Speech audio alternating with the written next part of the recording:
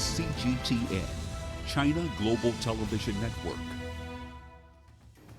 The African Union has wrapped up its annual summit in Addis Ababa, Ethiopia.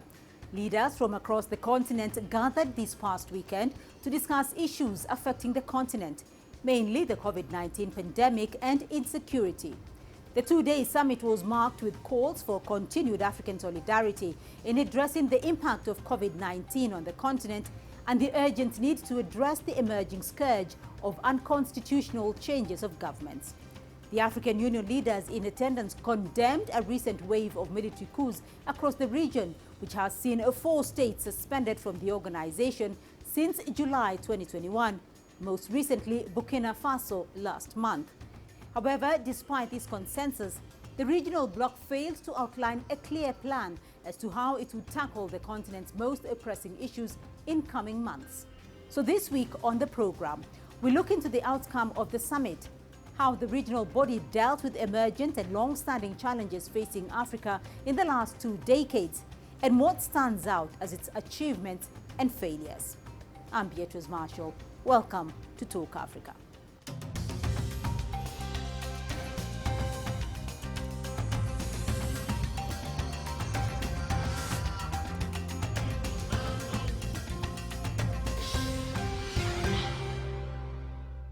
Well, a long list of topics was on the agenda for the 2-day summit, ranging from COVID-19 vaccines, climate change, and the crisis of economic development. During the course of the summit held on February the 5th to the 6th, a change of leadership also took place, with Senegal's President Macky Sall taking over the chairmanship from the Democratic Republic of the Congo's President Félix Tshisekedi. President Macky Sall emphasized the need to exert concerted efforts in responding to continental threats such as instability, climate change, and the devastating impact of the ongoing COVID-19 pandemic. CGTN's Girum Chala has more. This year's summit, as usual, was dominated by peace and security issues of Africa, but more particularly, the growing and worrying trend is unconstitutional change of governments. AU's incoming chairperson Macky Sall, who is also president of Senegal, said Africa must begin taking tough measures against any military takeover.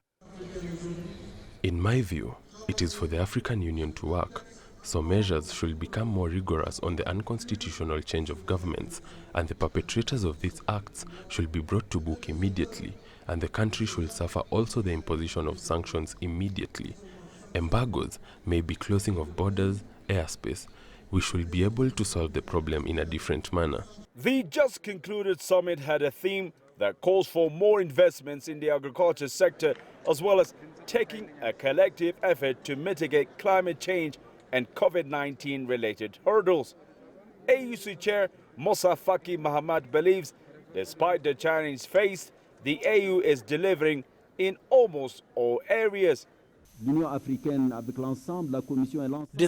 the difficulties that the AU and the Commission and all the organs of the AU have faced, we have been able to function and continue our work. The meeting that has just ended has been intense, and we have in fact been questioning our instruments. In fact, we are challenging the leadership of the African continent in an offer to take up boldly the challenges we are faced with. Currently, the African Union has suspended at least 4 of its member nations due to unlawfully changing their governments. This is a record number since the formation of the continental body. President Sall, however, said there is light at the end of the tunnel. Africa is not cursed. We do not face difficulties. We obviously have to tighten our belts, try to mutually help each other, to fight everything that contributes to delays and keep Africa backwardness. The AU heads of state have in their decisions taken away the observer status Israel has been awarded 7 months back by the Commission. The summit has assigned a committee to recommend the way forward on the matter. As usual, many say the AU must exert extra efforts to implement the key decisions passed out of the 35th Assembly of the Union. From making Agenda 2063 a reality in general terms to specifically make sure guns are silent throughout the continent and combat the corona pandemic, Africa has a lot to deliver for real change to be seen on the ground. Grumjara CGTN, Addis Ababa, Ethiopia.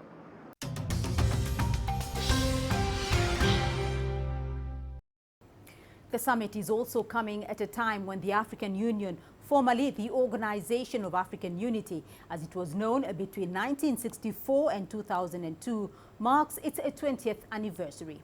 CGTN's Daniel Arap Moi sat down with Monique Nsanga-Baganwa, the Deputy Chairperson of the African Union Commission, to find out the achievements and challenges in the past 20 years, as well as the progress in implementing reforms discussed over the last several years. Let's have a listen.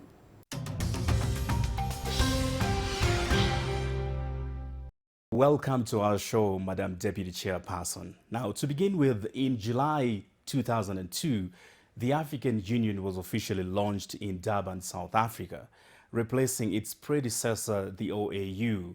Now, later this year, in July, the African Union will be celebrating its 20th anniversary. Now, take us a little bit back on the achievements and the challenges of the organization as far as your docket is concerned. Our union has come a long way. It's been 20 years since it was launched, like you just said, and ever since it really recommitted itself to the Pan-African vision. Our vision as African Union is for a prosperous, integrated, peaceful Africa that is putting forth its own citizens, and it's working to claim its well-deserved place in the global arena. My sister, the first ever female chairperson of the African Union Commission, made it a point to leave a legacy of an Agenda 2063, an agenda for 50 years for Africa's transformation. And that was, we are in the 8th year after that agenda, which really is a huge landmark on that journey over the 20 years. But prior to that, the Union has been really focusing on issues of peace and security, issues of economic prosperity, integration, issues of social development, issues of promoting rural agriculture, issues of trade and others. It has undergone some reforms to operationalize itself. The recent one was a couple of years ago. And as we speak, now we have a new commission, a commission of 8 commissioners, a president, a vice president of the commission, and the 6 commissioners. We are recruiting a team that is contributing to driving the agenda of the Africa we want. But also we have seen the growth or the birth of key institutions on the continent. We have seen our development agency, AUDA-NEPAD, which is in charge of development on the continent. We have seen institutions of good governance, our parliament, our court. We have seen a wonderful mechanism of peer reviewing by the heads of state and government on the continent, which is unique over the entire world. We've seen the Africa Continental Free Trade Area, which was agreed upon and operationalized in a record time. Now we are talking of integrating Africa in real life. A lot has happened. We have a number of our flagship projects. We are on course on them. As we roll towards the end of the 10-year plan, which is first decade in this 50-year plan, we've kept evaluating ourselves and monitoring our plans. Of course, there are still gaps here and there, but we are on the move. You asked about challenges. Indeed, there are still challenges. The biggest one is really we are still seeing on the continent issues of instability, issues of terrorism and ill governance. So that's a challenge, and that the continent is grappling with. But there are mechanisms in place to help navigate this. We have, at the same time, been seeing really positive news, but still that one is really a challenge.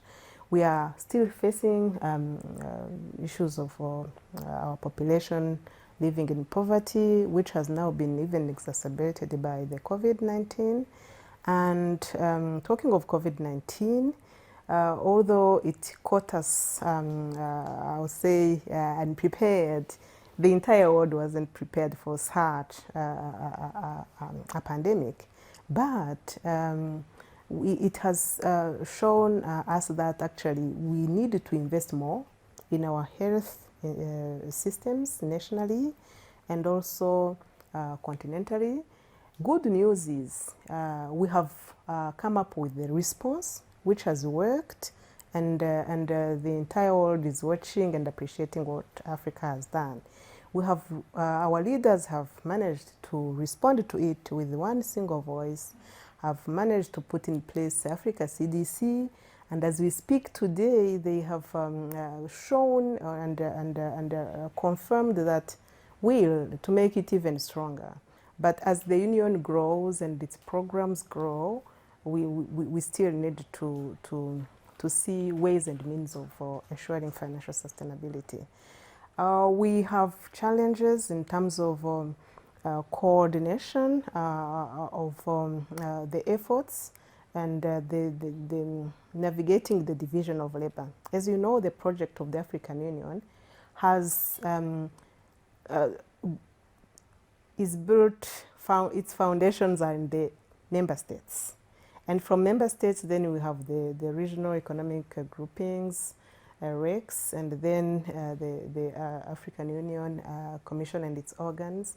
And through that, I would say, structure, we implement, so the coordination of a developmental effort and means and ways of making sure that we stay on course. I think we still have challenges there, which is the reason actually there is a reform, institutional reform going on, whereby we are also looking into how we can streamline better that coordination, that division of labor.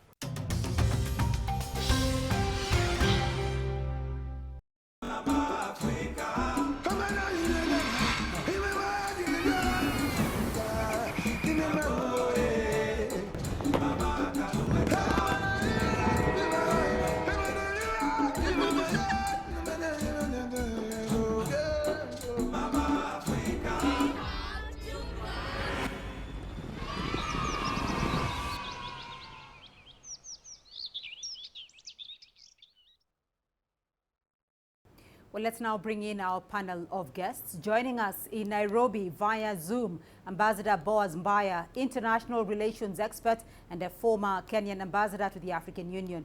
From Addis Ababa via Zoom, Dr. Solomon Derso is a founding director, Amani Africa, and in Lagos, Professor Anthony Killer, Center Director at the Center for International and Advanced Professional Studies. To you all, a very warm welcome to the program, and thank you for joining in this discussion. Dr. Derso, if I may start off with you, the annual African Union Summit has just concluded. Not many heads of state attended this time, obviously as a result of the pandemic. Briefly, first, what were some of the highlights of the summit for you?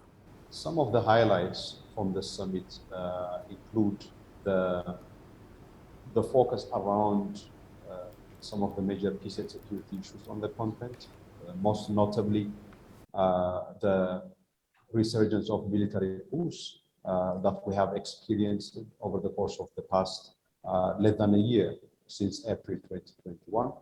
We have experienced around 5 of them in total, 2 of them in Mali.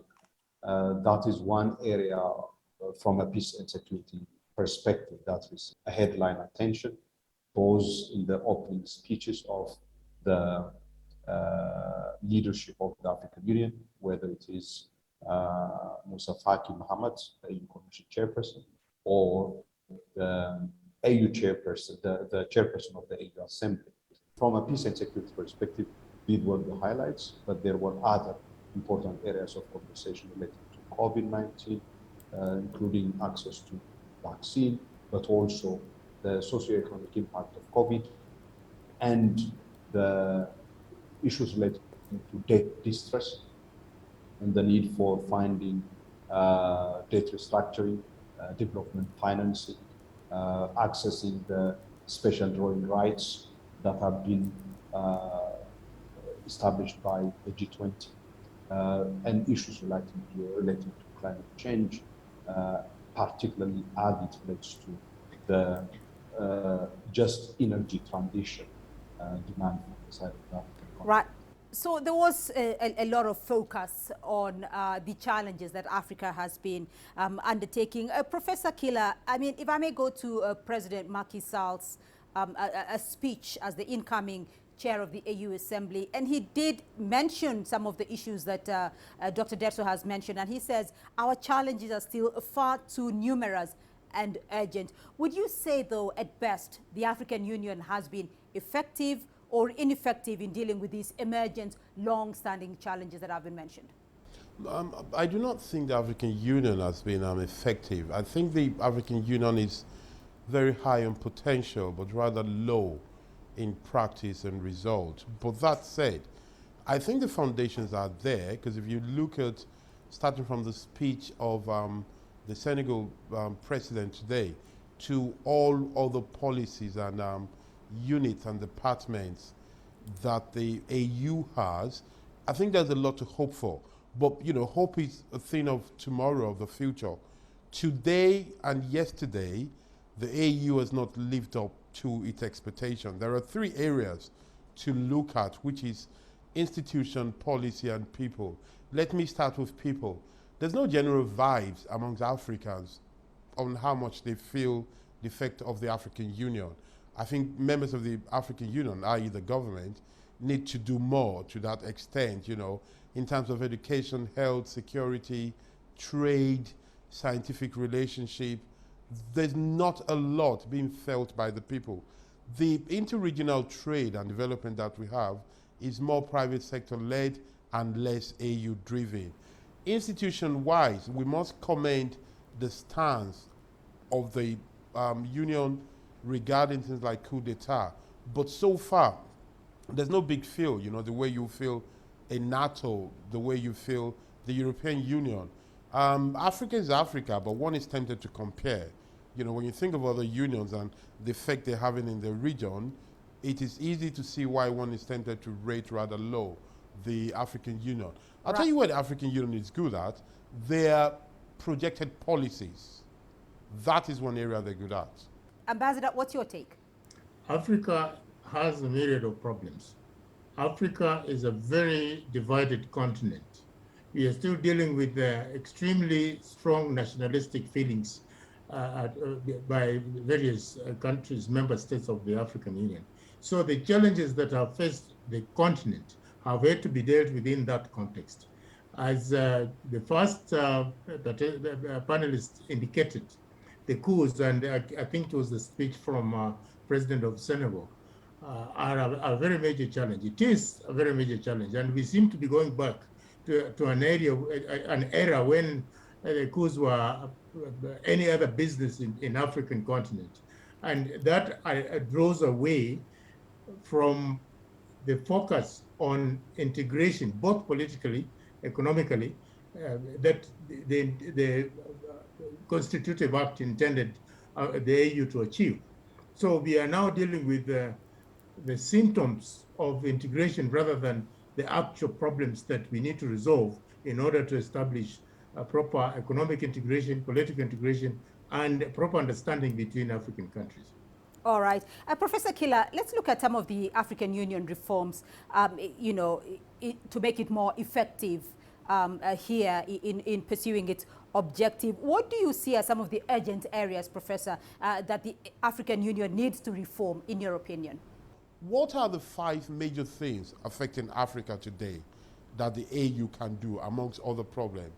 One is institution, and by the way, I must say that it is true that there are very good policies. There are lots of charters that have been done, a lot of declaration, and a lot of framework. Those things need to be implemented. So the first thing, so after the ethos, the second thing is institution. And to do the institution, we need to put in place bodies, organizations, laws, and instruments that will allow those principles, those declarations, and those charters to be implemented. That is what institutions need to do. That's the second bit. Then the 3 key areas: security, health, and poverty, extreme poverty.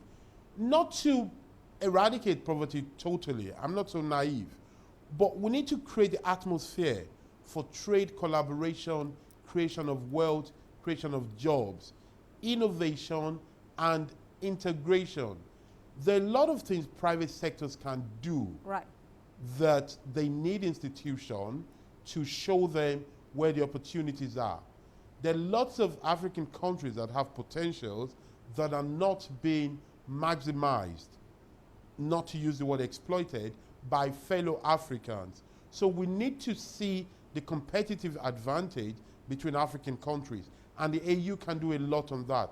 Right. Dr. Derso, I want to come to you with the issue of reforms as proposed by President Kagame and where we are with that so far, because the AU was to focus on, I understand, about 4 key priorities. What is the progress in implementing reforms as discussed over several years?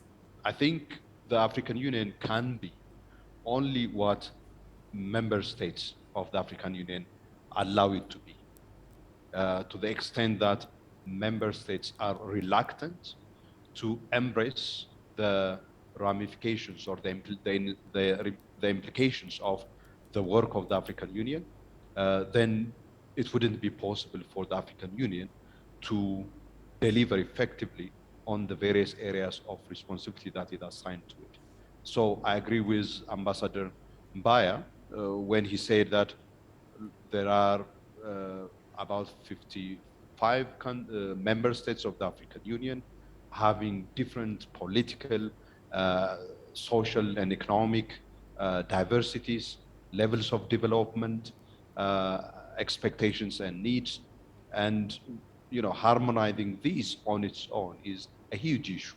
If you look at, for example, from the summit of the currently concluded summit, you can just pick one example, the speech delivered by the EU Commission Chairperson, Moussa Faki Mahamat, where he challenged the leaders gathered in Addis when he raised the issue of the claim of sovereignty, which is being used as a wall to block the effective functioning of the African Union, the effective discharge of its responsibilities vis-a-vis the various areas of mandate that have been entrusted to the African Union. This is a very serious area of concern for the effective functioning of the Union. All right, Ambassador Mbaya, let me get your thoughts here. Do you also feel that these reforms have been viable in the promotion of continental development, or in the promotion of peace and security, or generally in the better running of the AU? The AU has a lot of benefits. It has benefits when we act together. It has benefits when we are coordinating AU position, African position on the international stage. And these benefits don't percolate to the local person because they are left at state level. We need now to also create a situation in which we are going to inform the populations, various populations in the African countries, that foreign policy, that the cooperation at international level is critical for their own development. I think that gap is still not addressed yet. So even if we talk about reforms, desirable as they are, it is going to be very difficult until people understand why governments act the way they do on the international stage. And that is a challenge that Africa faces today. All right, I want to get to your final thoughts, all of you, and start off with you, Professor Killer, because we do hear that the African Union has a lot of benefits, but also has had quite a number of challenges. What should the African Union be focusing on more now that we know where it is at? I think the Union needs to focus on going beyond institutions and offices and going to people. They need to start thinking of policies, programs, and activities that will really be people-oriented. They are not going to convince every African. They're not going to involve every state overnight, but they need to start doing some cogent thing that will involve and benefit people of some countries and gradually to other countries, then to more countries, and hopefully one day the whole of Africa. Because interests are different, needs are variegated, does not mean they cannot start. The vision to say, let us make the AU a people's union is the next step for the African Union. Dr. Dersha, your take? I think recommitment by member states of the African Union to uphold and respect these very fundamental norms of the African Union. These are one of the most important areas that connect the African Union with ordinary men and women on the street, on the African continent.